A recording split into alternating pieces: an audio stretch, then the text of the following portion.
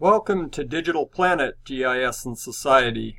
My name's Dan Scollin, and I'm a geography and GIS instructor and program coordinator here at Shasta College, as well as the instructor for the course.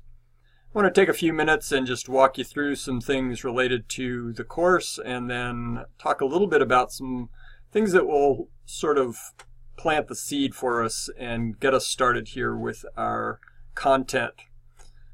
So I'm here on the course website, and you can see that we have an opening homepage. I'll be posting things out to this site. You can see I've got a Start Here link for the syllabus and the master schedule. On the right-hand side, you'll see the syllabus quiz, so a 5-point syllabus quiz that I'm having you do by first thing Monday morning. Our course officially starts today, which is Friday, so you'll want to get in there and take that before 8 a.m. on Monday.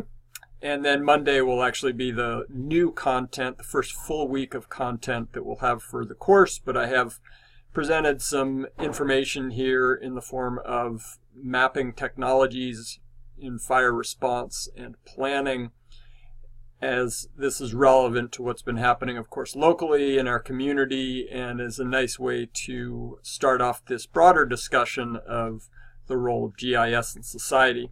I'm going to launch an animation here that will accompany my introduction. So let me position this. There we go.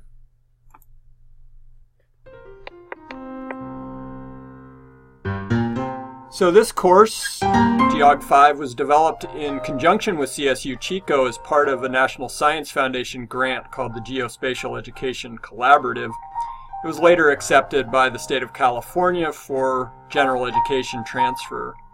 The goal of the course is to show how the many aspects of mapping and geospatial technologies are influencing our world and society, including technological innovations, their potential for meeting needs and addressing problems, along with concerns and pitfalls that may emerge. This is not a how-to-do GIS course as such. There is no lab for this course. Instead, this is the focus of courses such as the Intro to GIS course, GEOG 10, which I know many of you are enrolled in. With that said, we will be using GIS in this course in a variety of contexts and demonstrating the various capabilities that this suite of technologies provides. This course is part of the GIS certificate and the associate's degree in GIS here at Shasta College. And for details on our program, you can visit the course homepage, where I provide a link to the GIS program and its requirements. We live in an age of tremendous challenges, but also one of new opportunities, scientific discoveries, and breakthroughs in technologies. This course will explore the intersection of these themes through the lens of geospatial technologies. These include geographic information systems, or GIS, global positioning systems, or GPS, remote sensing and image processing of satellite imagery, and popular geographics such as Google Earth, which you see on the screen and which we'll be using in the course. As with any technologies, be it the smartphone or the automobile, geospatial technologies introduce new opportunities, but also introduce potential abuses and unintended consequences. Current affairs, both domestic and international, are impacted by geospatial technologies. Consider the following examples. The daily weather report is typically presented with a mix of interactive maps, animations of storm activity from satellite data, overlays of place names, and data that is gathered from local weather stations. As we travel either by personal vehicle or commercial aircraft, GPS-enabled navigation systems aid in following our route. Unmanned aerial systems, or unmanned aerial vehicles, also known as drones, are one of the most significant technological advancements to emerge in recent years. Aerial imagery for movies, views of dangerous situations, and with controversy, the dropping of bombs in war situations are among the uses of drones as we have seen.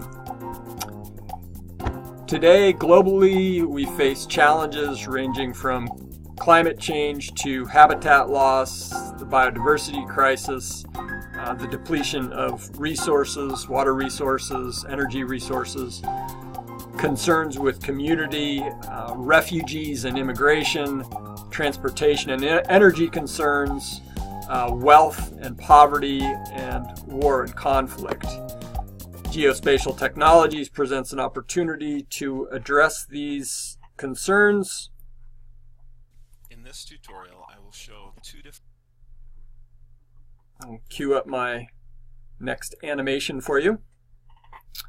So geospatial technologies, this is actually a nice example of moving from a more of a global scale or regional scale perspective to a more local scale perspective, here using LiDAR data, which is high resolution elevation data.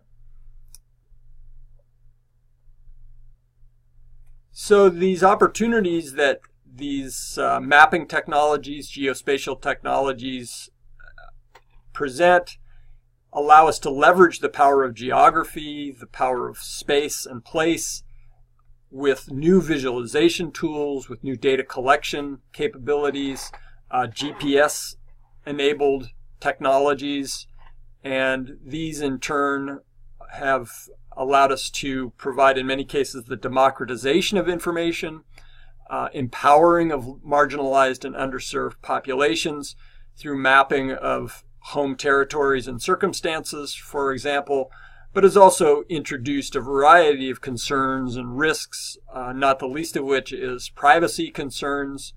Many of you are aware of the controversy surrounding services like Facebook with respect to privacy, and certainly geospatial and location-based technologies are front and center in the concerns related to privacy. There are concerns with respect to the exertion of power in the form of warfare, the fact that the U.S. has been executing military activities remotely through the use of drones has engendered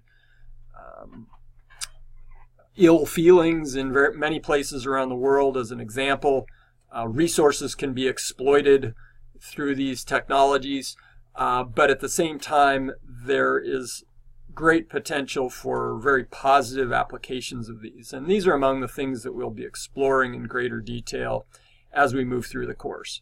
So I hope you enjoy reading through and seeing some of the examples that I present related to fire and fuels emergency response as a primer for our course, and we'll look forward to delving deeper into the course content at the start of next week.